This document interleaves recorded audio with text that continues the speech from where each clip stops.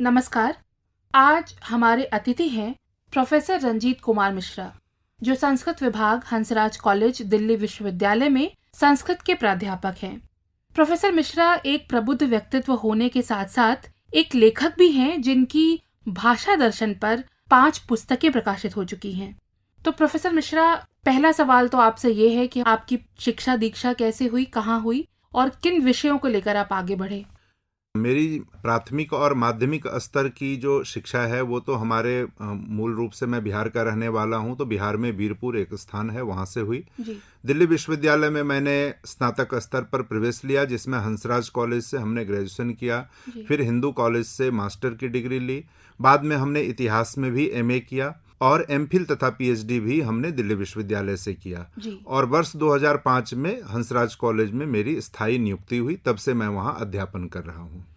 2005 से अब तक का काफी लंबा समय हुआ प्रोफेसर मिश्रा। एक अध्यापक के तौर पर, भाषा शास्त्र के एक विशेषज्ञ के रूप में, हमारी जो भारतीय ज्ञान परंपरा है और जो भाषा दर्शन, जिन विषयों पर आप काम कर रहे हैं, क्या उसके बीच में कोई अंतर संबंध आप देख पाते हैं? देखिए, भारतीय ज्ञान परंपरा अपने आप में अद्भुत है। आप प्रारंभ से भी देखें, जैसे वैदिक काल से भी देखें, तो वेद अपने आप में समस्त ज्ञान का स्रोत माना जाता है। वेद हो, उपनिषद हो, ब्राह्मण ग्रंथ हो, आरण्य ग्रंथ हो, वेदांग हो, या उसके बाद जब आप देखते हैं कि पाणिनि ने अष्टाध्यायी की रचना कर दी, पतंजलि ने महाभाष्य लिखा, तो एक पूरी की पूरी सीरीज आपको मिलेगी भारतीय ज्ञान परंपरा में, जो अद्भुत तरह की है। और एक एक ग्रंथ उसमें ऐसा है जिस पर आप अगर काम करते हैं तो आपको ऐसा लगेगा कि एक ही ग्रंथ में सब कुछ मिल जाता है। जैसे उदाहरण के रूप में मैं बताना चाहूंगा कि कौटिल्य ने अर्थशास्त्र की रचना की। अब कौटिल्य अर्थशास्त्र एक ऐसा ग्रंथ है जिसमें इतने पहलू हैं कि आज के समय में उन पहलुओं पर अगर अलग अलग काम किया जाए, और अब काफी काम होने भी लगा है, तो आपको ये देखकर बड़ी हैरानी होगी उस समय में जो उन्होंने बातें कही वो आज के समय में भी समसामयिक विश्व में उतने ही प्रासंगिक हैं जितने उस समय में हैं। बहुत सारे आपको ऐसी शब्दावली का प्रयोग करते हुए कौटिल्य दिखेंगे जो आज भी पूरे भारतवर्ष में प्रशासन में उपयोग में लाया जा रहा है। जैसे एक शब्द मैं आपको बताता हूँ, एक समाहर्ता शब्द है। उत्तर भारत में कहीं भी आप चले जाएं, आपको कलेक्ट्रेट पे ऊपर में समाहरणालय लिखा मिलेगा, और जो कलेक्टर होते हैं उनको समाहर्ता कहा जाता है। ये समाहर्ता शब्द पहली बार कौटिल्य ने इंट्रोड्यूस किया, और वहां आप देखेंगे कि समाहर्ता पे पूरा प्रकरण ही उन्होंने लिखा, सन्निधाता पे पूरा प्रकरण लिखा। और उस समय भी उनका मुख्य कार्य कर का कलेक्शन करना था, टैक्स कलेक्शन था। और आज भी जो कलेक्टर होते हैं उनका एक मेजर कंपोनेंट वर्क का वही टैक्स कलेक्शन है। तो बहुत सारी ऐसी शब्दावली जो कौटिल्य ने उस समय प्रयोग किया, वो आज भी आपको पूरे भारतवर्ष में प्रयोग होता हुआ दिखाई देगा। तो इस अर्थ में मैं ये कहता हूं कि भारतीय ज्ञान परंपरा, अगर उसके किसी भी एक अंश पर आप काम करना शुरू करें तो आपको ऐसा लगेगा कि सब कुछ वहां पर उपलब्ध है। प्रोफेसर मिश्रा, चूंकि आप संस्कृत के ही प्राध्यापक हैं, तो एक सवाल ये बनता है कि साम्राज्यवादी शक्तियों का जब यहाँ पर बोलबाला था, जब वो हमारे ऊपर शासन कर रही थी, तब तो संस्कृत के पठन पाठन का जो उनका उद्देश्य था वो था अपनी उस सत्ता को और मजबूत करना। पर आज के युग में अगर संस्कृत के पठन पाठन को देखा जाए तो आपको क्या लगता है, ये किस अवस्था में है अभी? ये बिल्कुल ठीक कहा आपने कि उस समय में उनका उद्देश्य था कि भारत के लोगों पर शासन कैसे अच्छी तरह से वो चला पाएं। और 1776 में पहली बार उन्होंने मनुस्मृति का, जो धर्मशास्त्री एक प्रमुख ग्रंथ है, उनका उन्होंने अंग्रेजी में अनुवाद करवाया था, एक कोड ऑफ जेंटुलॉज नाम से। ये 1776 की बात है। और उस समय उनका उद्देश्य यही था कि भारत की जो विधि संहिता है उसको कैसे समझा जाए ताकि भारतीयों पर शासन चलाना आसान हो।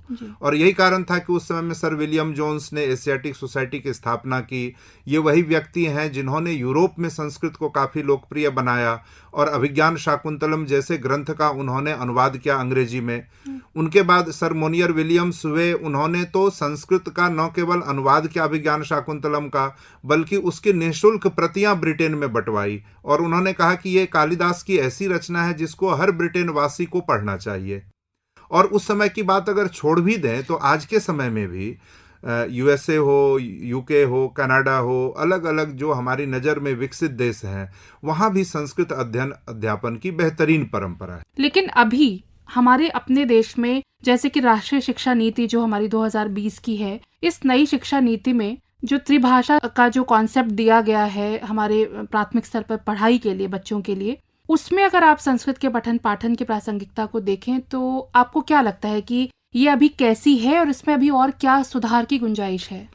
देखिए, मुझे लगता है कि राष्ट्रीय शिक्षा नीति 2020 संस्कृत के विद्यार्थियों के लिए और संस्कृत भाषा के लिए एक नई संजीवनी ला सकता है, और इसमें ऐसे प्रावधान किए गए हैं जिसमें संस्कृत के संवर्धन का काफी स्कोप दिखाई देता है। और मुझे लगता है कि ये त्रिभाषा फॉर्मूला में भी संस्कृत पढ़ने वाले बच्चों की भी संख्या बढ़ेगी, और सामान्य तौर पर दक्षिण भारतीय क्षेत्र में संस्कृत को लेकर कभी कोई विरोध भी नहीं रहा। तो उस हिसाब से ये पूरे राष्ट्रीय एकीकरण की भाषा बन सकती है, और उस अर्थ में मुझे लगता है राष्ट्रीय शिक्षा नीति ने एक नया अवसर पैदा किया है संस्कृत और अन्य भारतीय भाषाओं के लिए। और इसीलिए मुझे ये लगता है व्यक्तिगत रूप से कि यह एक स्वर्णिम अवसर है संस्कृत के लिए और संस्कृत परिवार के लोगों के लिए। प्रोफेसर मिश्रा, इसी से एक सवाल और निकलता है आगे का कि ये तो बात हुई प्राथमिक स्तर पर शिक्षा की संस्कृत में, पर कोई भी भाषा तभी सरवाइव करती है, वो तभी बनी रहती है जब वो रोजगार से उसका जो संबंध है वो बना रहे, रोजगार सृजित कर पाने में सक्षम हो। तो इस लिहाज से अगर हम संस्कृत को देखें, कितनी कमजोर है या कितनी सशक्त है या कितनी सशक्त और हो सकती है? देखिए, मुझे ये लगता है कि इसका भविष्य अच्छा है। 1985 में प्रोफेसर जॉन ब्रिक्स आए थे, वो नासा में साइंटिस्ट थे, और उन्होंने पाणिनीय अष्टाध्यायी का अध्ययन किया था वाराणसी जाकर। और उन्होंने एक आर्टिफिशियल इंटेलिजेंस पे नासा में एक रिसर्च पेपर प्रोड्यूस किया, और उसमें उस समय में उन्होंने दावा किया था कि संस्कृत भाषा कंप्यूटर के लिए सबसे उपयोगी भाषा हो सकती है। और आज भी आप देखते हैं कि आर्टिफिशियल इंटेलिजेंस को लेकर काफी अब डिबेट्स छिड़ गए हैं। मुझे लगता है कि संस्कृत को अगर उस रूप में भाषा के रूप में डेवलप किया जाए जो कंप्यूटर के लिए उपयोगी भाषा होने की बात कही जाती है, तो एक तो यह रोजगार का बड़ा क्षेत्र हो सकता है, और इस पे काफी संस्थाओं ने काम भी प्रारंभ किया है। मुझे लगता है ये एक अच्छा संकेत है।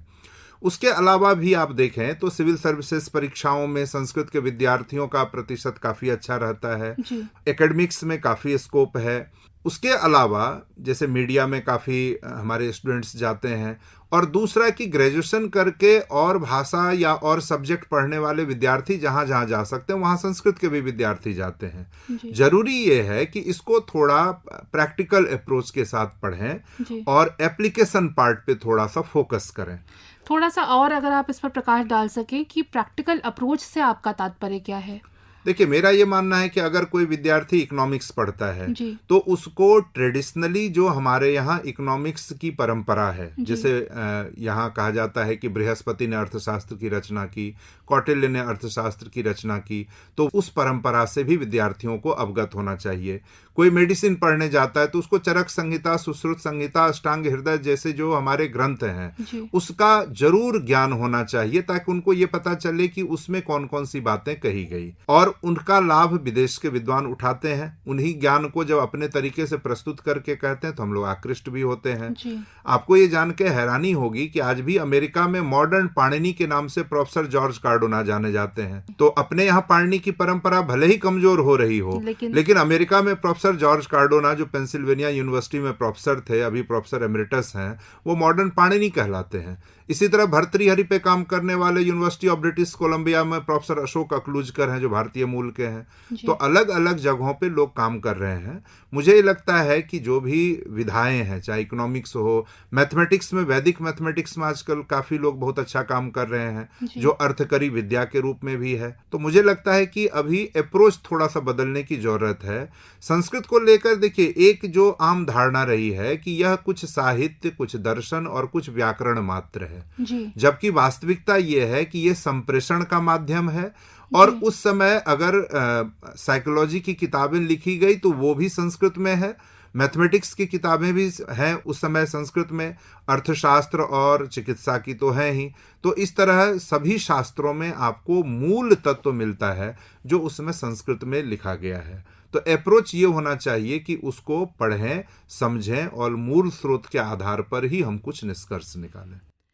प्रोफेसर मिश्रा, आपके कहे के अनुसार भारतीय ज्ञान परंपरा और संस्कृत का जो अंतर संबंध है वो तो बहुत प्रगाढ़ है, और शायद यही कारण है कि अब से IITs में, IIMs में बहुत सारे ऐसे पाठ्यक्रम हैं जहां पर अपने ही विषयों को समझने के लिए संस्कृत की अलग उनकी कक्षाएं संचालित होती हैं। वो एक वैकल्पिक व्यवस्था के तौर पर हैं, पर वो करते हैं ऐसा। तो अंततः भारतीय ज्ञान परंपरा और एक भाषा के तौर पर संस्कृत के अंदर संबंध पर अगर समझना चाहें तो आप क्या बताना चाहेंगे? देखिए, श्रोताओं को ये मैं जरूर कहूँगा कि अपने बच्चों को भी संस्कृत पढ़ने के प्रति प्रेरित करें। जी।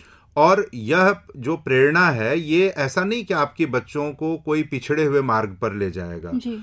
अभी मैं यूनाइटेड किंगडम का उदाहरण देना चाहता हूँ, यूके का। वहाँ सेंट जेम्स स्कूल है लंदन में।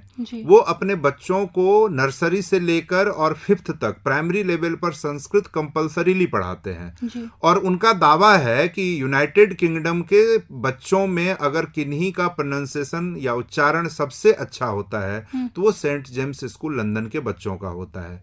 कारण वो बताते हैं संस्कृत का ज्ञान, संस्कृत का उच्चारण।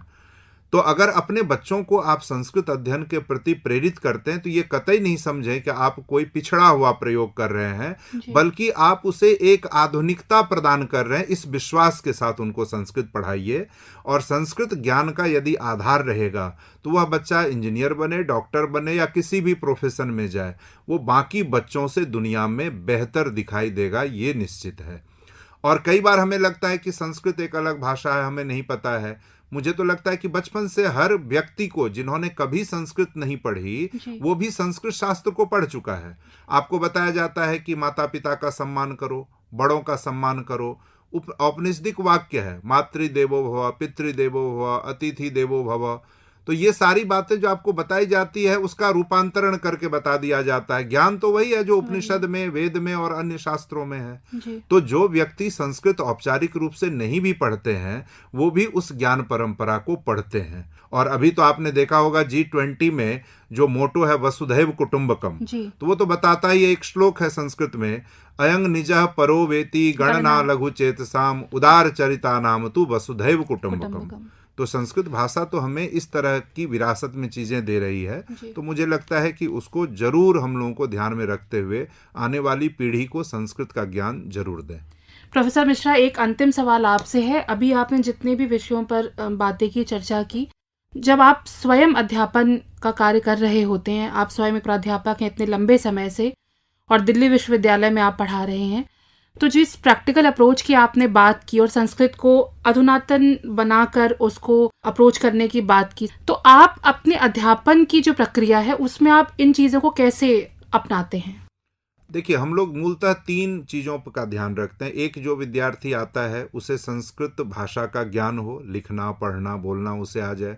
जो महत्वपूर्ण शास्त्र हैं उनका ज्ञान हो, और साथ में ये जो एप्लीकेशन पार्ट की हम लोग बात करते हैं कि आज के समय में ये भाषा या इन भाषा में लिखे गए ग्रंथ किस रूप में उपयोगी हैं, उसके ऊपर बच्चों को जरूर हम लोग ट्रेंड करते हैं। तो हम लोग अपने विद्यार्थियों के साथ ये जरूर ध्यान रखते हैं कि वो 3 चीज़ों पे काम करें। एक, की जो संस्कृत भाषा का ज्ञान है, जिसमें उनको संस्कृत लिखना आ जाए, पढ़ना आ जाए, बोलना आ जाए, और उसके साथ जो शास्त्र वाला पोर्शन है उसका भी ज्ञान हो उनको।